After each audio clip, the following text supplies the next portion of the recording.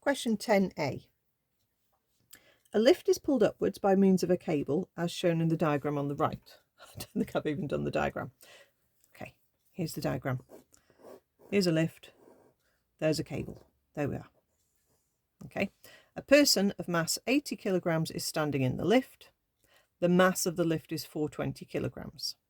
Okay, so basically in total with your person and your lift, you have a total of 500 kilograms. So therefore your total force downwards would be 500 G. Okay.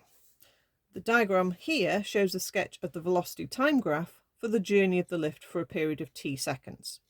Okay, so find the tension in the cable while the lift is accelerating. So we're looking at the accelerating bit. Okay, the top is the steady speed, and then the down is the deceleration. So we're looking at this first section. So actually what we need to do here is figure out the acceleration that's going on here with the numbers that we can see on the velocity time graph.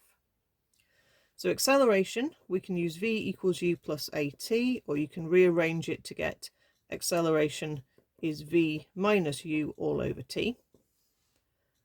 Okay, you've got u is 0, v is 5, t is 4, and you can work out your acceleration. And that gives you an acceleration of 1.25 meters per second squared. Okay, and then we're going to use that in our F equals ma calculation for the lift. So F equals ma on its upwards journey, because it tells you it's going upwards during the first stage of the motion while the acceleration is 1.25.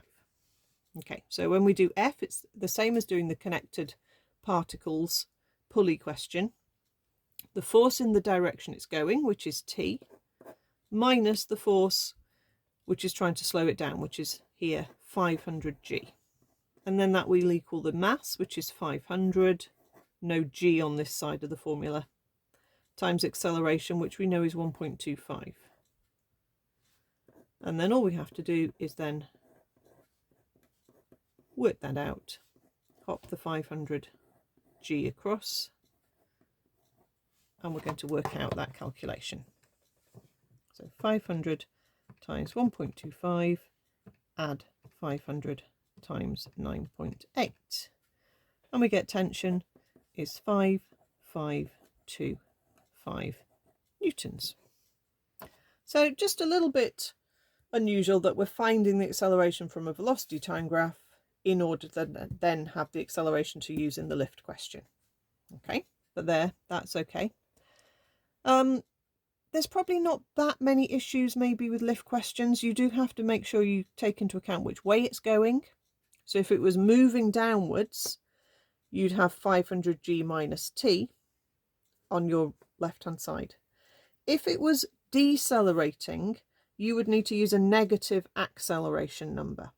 Okay, so if the question had asked us to do this for a portion where the lift is slowing down, okay, then that gives you a minus there.